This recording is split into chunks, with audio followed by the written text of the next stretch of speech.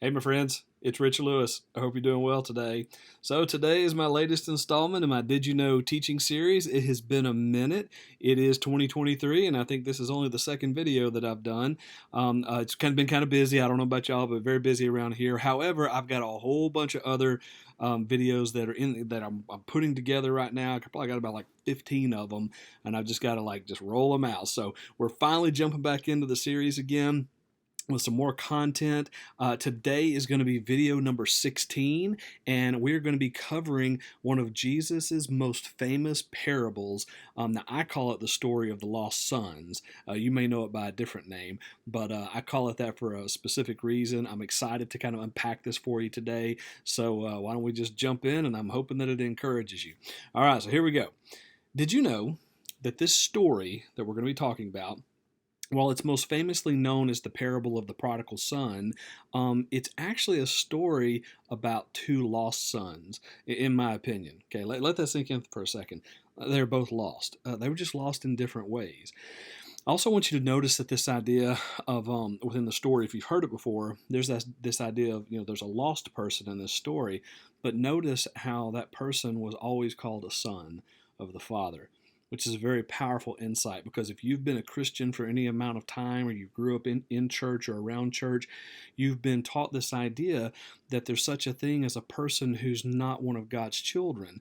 Well, that completely flies in the face of this really powerful story that Jesus himself told, and he's proposing this idea that even the lost people are God's kids, whether they realize it or not. So let's go ahead and jump into what I'm talking about with that. Now, before we go any further, if you've watched some of my previous videos, particularly the ones on parables, you know that I like to go through this little exercise where we imagine we got this set of glasses on, okay? You got this set of glasses on, and this is your cultural perspective. This is the lens that you look at life through. So let's go through our little exercise of trying to take our glasses off and put it over on the table, and let's try and pick up the glasses of the audience, okay, the way they would have seen these stories, because it's really hard to understand what the concepts are, the principles as far as how we apply them to our own lives, until we're taking the time to imagine, okay, what would it have been like to the listener, to the audience? Okay, so let's take our glasses off, put their glasses on, and let's jump into the story that way.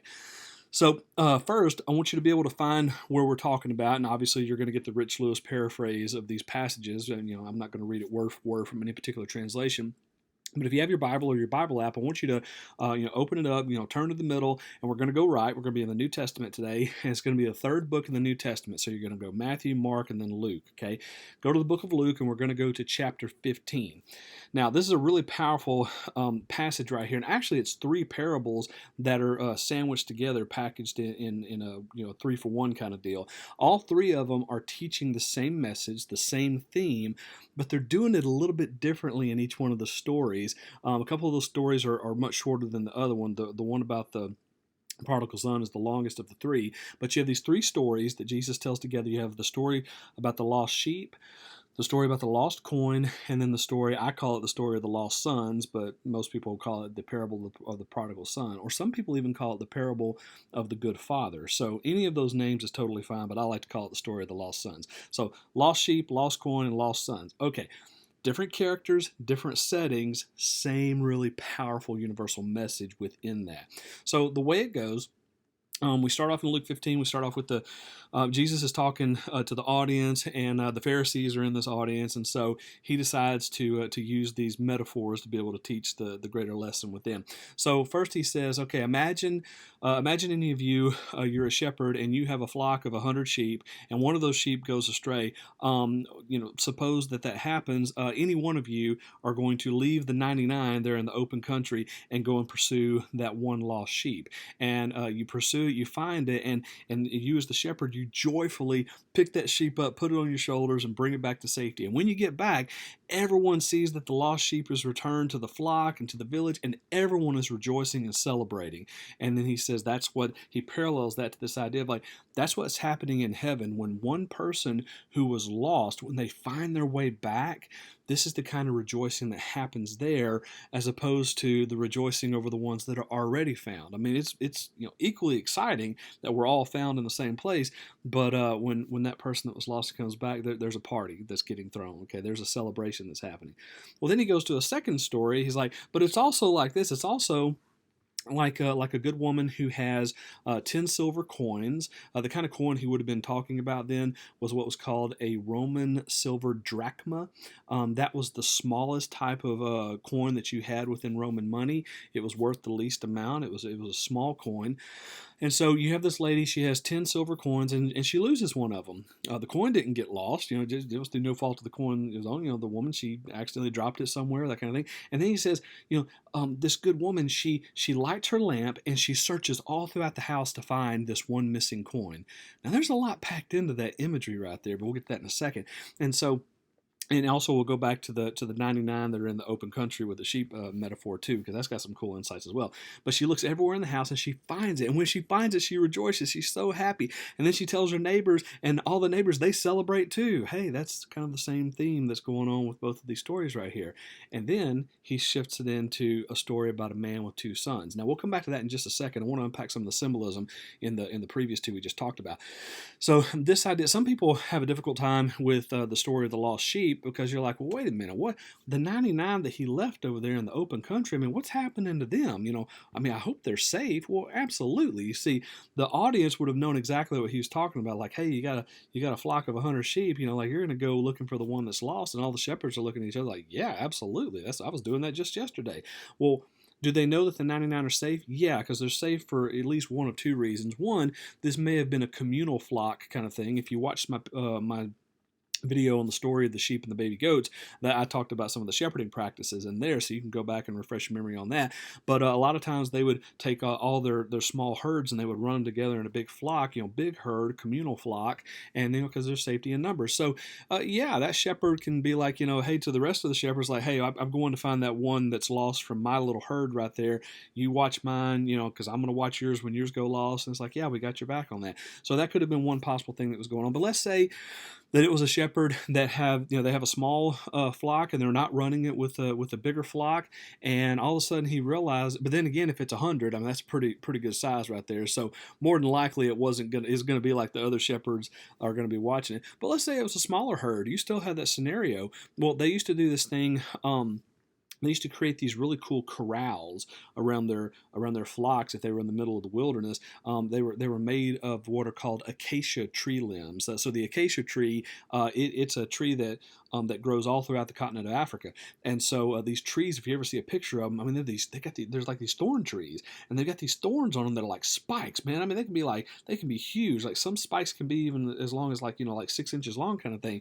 And so the limbs are very malleable. They're bendable. Okay, so you can shape them and you can bend them, but you got to be careful because they will tear you up. And so one of the things that they would do when they would bed down for night, in order to protect them from predators, who are nocturnal and hunting at night, they would create these acacia corrals around their flocks, and it served two purposes. The Hebrew word there is the word shamar. It means to protect that which you cherish the most. It's a really cool concept. So that they would make these shamar corrals because they're protecting their livelihood, not only their flock but also themselves and the shepherd. They would create these corrals around the animals.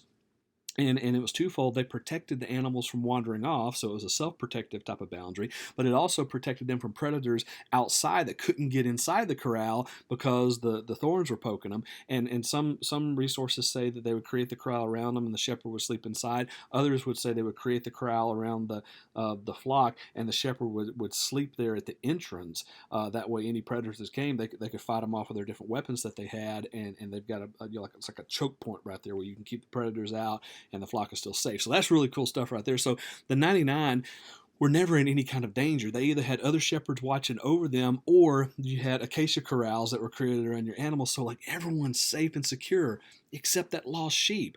That's why it's so imperative. It's like, I have got to go find that one that's lost, because that one out there is just as important to me as the 99. In fact, any one of those 99 have either been lost at some point, or they've gotten lost, or they might even get lost, because sheep are kind of dumb, okay? And we as humans can be kind of like sheep sometimes if we're not careful. We can be kind of foolish. So that's a powerful image right there, connecting with them like, yeah, the love of God is kind of like this, like a shepherd going after one lost sheep and valuing that one just as much as everyone else. Or it's also like this woman who's searching in her house for a lost coin. Well, that drachma coin, it wasn't worth a whole lot as far like if you compared it to today's money, it'd be worth about 5 cents, okay, basically a nickel. But back then, it was worth a day's wages for the average person that lived in modern day Palestine at that time. So it was very important, very valuable. So her motivation may have been like, oh, I've got to feed my family today. I dropped this coin and I can't hardly find it. And by the way, they didn't have windows in their houses back then, so it was incredibly dark. And the way that the floors with the packed dirt and the way they had the floors, I mean, there were all kinds of little crevices that things could have fallen into. So she's got this little lamp that she's lit, and it doesn't cover more than maybe, I don't know, a foot or two of range. And so she's having to search meticulously throughout that really dark house that has no natural light coming in. She's having to search everywhere for that. That could have took her hours and hours, maybe even days for all we know. I don't know how big the house was in this particular analogy. But I mean, and so she really put a lot of effort into that. So it could have been the financial motivation, like, oh my gosh, we got to feed the family today, and we can't just lose that coin.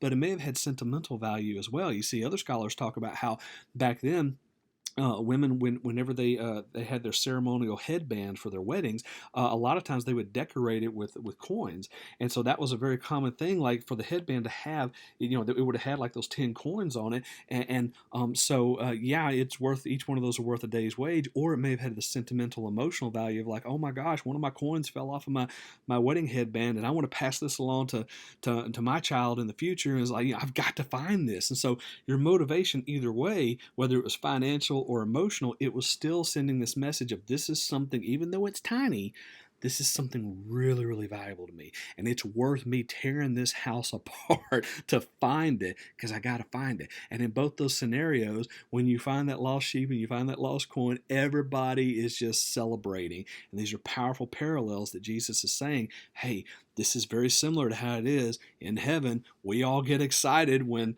a lost something comes back, something of great value. So you have this constant theme, something's lost for whatever reasons. And notice there's two different reasons. The first one, the sheep got lost because sheep are dumb and they wander off, and they kind of want to go their own way sometimes. The coin didn't cause itself to get lost. The coin got lost through no fault of its own. Well, yeah, sometimes that happens. We can be deceived by people. We can be led astray and we didn't realize what we were doing. But both of those resulted in lostness, just different methods of getting lost.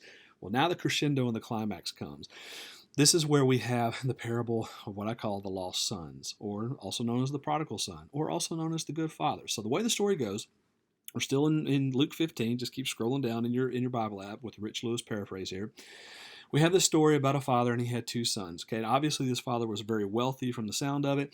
Well, you have the younger son and you have the older son. Well, the younger son comes up to daddy one day, and by the way, notice throughout this parable, both the sons call him father. Okay, that's the word patir there. Okay, it just means it's not very personal. It's not daddy. It's not papa. It's father. Hello, father. Okay, so notice that's already telling us. I was like, well, there's not really a super close relationship here. Okay. So younger one comes to daddy, and he says, Daddy, I want my inheritance. Oh, wait, he didn't say daddy. I'm sorry. He says father.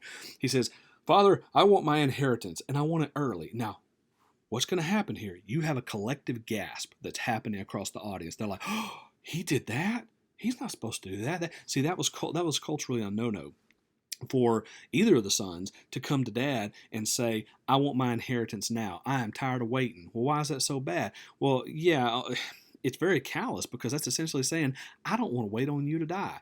I want to go live it up now. And I don't want the responsibility of managing this inheritance. I want to go blow it, okay? I don't care who it affects. I don't care how it affects the people that work for us or any of the other family. I am selfish, and I want to go sow all my wild oats right now, okay? So the audience is mad. They're like, oh, you don't dishonor your father like that. And they are ready for dad to slap him. Or they're ready for dad to have the community slap him and do like a communal shaming thing, telling the village, can you believe what my son did here? They were blown away with the reaction of the father. The father gave him his inheritance early, and another collective gasp. Oh, really? Wow, that doesn't make any sense. That's not what we do culturally around here. But dad did it. So he gave the younger son what he wanted. And the younger son decides to go off to a far-off land, and over there, he does everything under the sun you could probably imagine, and he squanders that money, and he probably has some of the best friends in the world as long as the money is happening. And then he wastes it all. And so the money dries up, and it sounds like the friends dry up as well. And now he's destitute. In fact, he's so destitute that he decides to take up pig farming. He's working for a pig farmer feeding the pigs. Another collective gasp. That's a no-no. We don't mess with pigs. That's what Gentiles do, okay? Jews, we the Jewish people, pigs are unclean animals. We're not around them. We don't touch them. We don't even want to look at them. And we definitely are not supposed to eat bacon, okay? Do not eat your pork chops, anything like that. Can't have ribs. So here he is at the bottom of the bottom. And he's so hungry, he's even considering eating the pig food. Oh my gosh. We don't know if that food, if it would have killed him. I don't know if his stomach would have been able to digest it like the pigs could. Or at a minimum, it's just disgusting. It's like, I have hit the low of lows. And this is where Jesus says, and now he starts to come to his senses. What a powerful statement right there. He comes to his senses and he realizes, he's remembering the voice of his father inside his head. He's remembering the example that dad has given to him throughout his life. He's like, you know what? Even my dad's servants, the people that are hired to work for him, even they have it better than I've got it right now. Oh man, this is ridiculous. What have I gotten myself into? That's a little Rich Lewis commentary right there. So he goes through these ideas in his head. And by the way, remember, the words of the Father must be pursuing him inside his head. Even though Daddy's a long ways off, he still remembers the example. And he starts thinking, he's like, maybe I could go back and just beg. I'm not even going to ask to be treated like a son. I'm just going to go back and beg to at least have a job like one of the servants or one of the hired hands kind of thing. And so maybe he'll do that for me because I'd be way better off than I am right now. So he starts making his track to go back. Okay, he went this way, and now he's like, oh, it's time to repent. And he goes the opposite way, okay? That's what repent means. It means to do a 180. I was going this way, and now I realize it's this path of destruction. Well, now I'm realizing I don't want to go that way anymore. I'm going to turn around and backtrack and go back to where I need to go to. So he starts making his way back. Well, now we shift the scene over to Dad. And Dad, he sees his son coming home. He sees him from a long ways off. Well, what's significant about that? He didn't know when his son was coming back home. He just believed that he was going to come back home. Daddy must have been going out there every day just waiting. I wonder if today's the day. Oh, no, today's not the day. Okay, I'll try again tomorrow, and I'll try again tomorrow. Talk about the long-suffering patience of this father, which, by the way, in case you haven't caught on, Jesus is using this father figure as a parallel to say, this is how God is. And by the way, if you've seen me, Jesus, I'm trying to reflect to you what the Father looks like, what the entire Godhead of who we are, Father, Son, Holy Spirit. We love you, kiddos. We're trying to awaken you to the reality that you're one of our kids. You have forgotten that, or you just didn't know it and realize it. So Daddy's out there and he sees the boy coming. What does he do? The audience is assuming that Dad's going to stand there and be like, okay, he will come before me and he will bow and he will give me honor and all this kind of stuff. And he's going to do a mea culpa, and you know what? I may even need to get him in front of the rest of the village here to where he can own up to all of his shortcomings. Does he do that? No. The audience gasps. They're like, what? He's running? Yeah, he's running. That is huge. That's significant. The type of robes that men wore back then were the kind that would go down to around their ankles, okay? In order for him to run, scholars have described this, in order for him to run, he has to pull that robe up above his knees. That's a no-no. You don't show your knees to anybody back then unless it's your wife behind closed doors, because it was a sign of intimacy. It was a sign of vulnerability. He's like, I don't care about cultural norms and decorum. That is my boy, and I am going after him. So he's like, I don't care who sees my shiny white legs or shiny brown legs or whatever it is. If you saw my legs, they're very untanned, okay? I'd be blinding people. He pulls that robe up, and he sprints. He takes off, and he runs to the sun. Yeah, the sun had to turn and started coming back, but he didn't wait for the sun to make it there. He shot across there like a lightning bolt, and he went, and then it says he hugged that boy. Now the boy's trying to get, and I say boy, he's a young adult male, okay, the way the Greek words are there. But he's trying to get the words out, and daddy's like, choking him. He's like bear hugging him. He hugs him, he kisses him, and he shouts for the servants. He's like, bring out the ring, bring out the robe, bring out the shoes. Well, what are the symbols in that? The ring and the robe, they represent honor and authority. He's saying, yeah, you're my son here. By the way, the shoes, even more powerful within that. The hired hands, the servants, they didn't wear shoes. They weren't allowed to. Only sons only the kids could wear shoes. And so all of these symbols of like, yeah, you're still my son. You didn't lose it. And he's like, but Father, he's still not calling him Daddy. Okay, Jesus modeled in some other ways of saying you can refer to God as Abba. Okay, Abba was a way of saying Daddy in the Aramaic, but he still doesn't totally get who Dad is. He still sees him as Father, way formal. He doesn't realize this is Daddy. And by the way, in the Greek, the words that are used when he talks to his son, he uses the word teknon. Teknon is the Greek word that means it's a term of endearment. It's like when you say to your son, like, hey, bud, hey, kiddo, I love you. Or you say to your daughter, hey, sweetheart, hey, honey, hey, cutie, come here for a second. We'll give you a hug. It's just those terms of endearment, whatever terms of endearment you use for your kids. That was a term of endearment. So, son's being all formal with father, and he's saying like, hey, bud, I'm so glad you're home. And then he tells the rest of the hired hands, he says, guys, it's time to throw a barbecue. Kill that fattened calf. We've been plumping that cow up for a while. This is the perfect time to do it. So they throw a barbecue, this gigantic party. Well, now we shift to the next person in the story, the older brother. He's out there working in the fields. He's doing his duty and all of that kind of stuff. And one of the servants comes out there and he says, hey, they're throwing a party. And he's like, what are you talking about? It's like, your younger brother, he's finally home.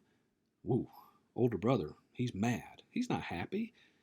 Man, what did he want to happen to him? Okay, I don't know. The story's silent on that. And he refuses to go to the barbecue. So I'm going to stand out here. I'm mad. I don't like this. So now that's a major, another gasp over the crowd. They're like, what?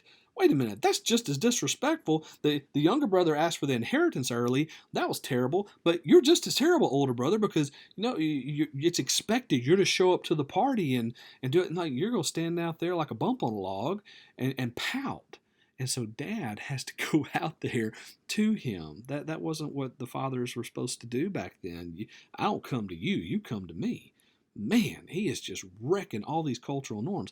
So Dad goes out there and he says, son, come on into the party. And he's like, no, all these years of faithful obedience and everything. I mean, it's just he's doing it for duty. He's doing it he doesn't realize like what it means to be a son either. He's just as lost as the younger one, just in a different way. He's like, all these things I've done for you. And you wouldn't even give me a young goat. Okay, if you watch the sheep and the baby goats, that Greek word erophos for baby goat, that's the word he uses right here. It would have been a young, immature goat. There's not a whole lot of meat on that goat. He's like, you wouldn't even let me have that to cook, for me and my friends. It's like, wow, your imagination has really shrunk here. All you can imagine is a barbecue sandwich. And Dad's vision of a party over here is to have a whole side of beef for everybody and join in and let's have a party kind of thing. Man, talk about all the ways that both of these boys, they just did not realize the fullness of how much Dad loves them. Kind of sounds like us human beings right here. You see, the older brother represented the Pharisees back then. And they did everything out of duty and to be seen and all of that and prim and proper. And they didn't really care if a person was lost. They wanted you to follow the rules, essentially, especially since they were the ones that were making it up on behalf of God, so to speak. The younger brother represented all the other common folk. And so that they may not have known exactly what all they were supposed to do as far as connecting with God. And so there's this real lack of understanding on both of the sons' parts of really knowing the true nature and the character of God, of their Father. And so he basically says to his older son, he's like, come on in and celebrate, because your younger brother, he once was dead, but now he's alive. He once was lost, but now he's found. Man, it's so powerful. And then it ends like that. And the audience is like, what happens next? Did he slap him? Did the older brother come in? What did the younger brother, did he finally get his act together? We don't know. Okay, we don't know. Because, see, you're supposed to ask yourself, who am I in the story? And how do I apply that to my life? Okay, you get to fill in the ending to that story. Such a powerful parable. So good. So some of the other things to throw into this, notice they were both his sons. Even the one that was referred to as lost. Lost people are God's kids too. I'm going to do a series, probably a 3-part series coming up next. I may end up calling it something along the lines of adoption versus identity. And it's going to be challenging directly this idea that we have to be adopted into God's family. In my opinion, that's a terrible translation of what the Greek is actually saying right there. It really has to do more of this idea of a coming of age. In other words, becoming awakened to the reality that I've been one of God's kids all along. I just hadn't been acting like it, or I didn't know how to act like it. And so God is trying to awaken us to this reality, just like in this story right here, because nowhere in there did it ever make it sound like lost people aren't one of God's kids. If you notice, both of them were sons. Now, but we'll set that aside for right now. Like I said, more to come on that in the next few videos. A couple of key things I want to point out. Okay, so I'll go ahead and quote my favorite theologian, William Barclay. He was a Scottish theologian, passed away like back in the 1970s, but he was just a powerhouse of theological knowledge. And I love one of his quotes. He said, "It is 1,000 times easier to come back to God than to come home to the criticism of men." Man, oh man. Let that sink in for a second. That's God. That's God. It's so much easier to come back to God. It's the criticism and the judgment that we receive from others that tends to hold us back from that repentance, from that turning. Sometimes that criticism of others is sometimes that criticism from ourselves. We're beating ourselves down. We're saying, "I've gone too far. I'm in too far of a land. I'm in the mud with pigs right now." Like whatever our reasonings are, those are the things that are keeping us from hearing that voice of saying, "No, come on back. You can always come back. I've always loved you. You've never gone too far where too far is too far." And by the way, when you awaken to the reality of your situation, I'm running. Okay, I've been looking for you this whole time. I'm waiting. Whoa, man, what a powerful thing. The words that are used there, that are described as lost. It's actually a connection to two words in the Greek. The word right there is particularly the word apolumai, and the word apolumai is connected to the word olethros. And those two words, if you remember from one of my videos where I was talking about the three views of hell, one view is eternal conscious torment, another one is annihilationism, and the one that I teach from is universal redemption or ultimate redemption. And so within annihilationism, these two particular Greek words are like kind of like the foundation of that viewpoint. This idea of being annihilated, of being destroyed forever and ever and ever, or coming to a place where you're just wiped out of existence. The only problem with that is that they don't. It's not that simplistic of a meaning. I mean, they can imply this idea of something getting wiped out and getting destroyed, but really it's more like a breaking down kind of thing. So this idea of being lost it can mean multiple things. Apolumai and olethros, when combined, the meanings, you've fallen from the path. You've gone the wrong direction. You're in utter ruin. You've been destroyed. It's a destructive kind of thing. Well, that does happen because of choices we made. If you're the lost sheep, well, it may have been through your own foolishness. If you're the lost coin, you may have gotten lost and it wasn't really your fault necessarily. Like you got deceived or you trusted too much.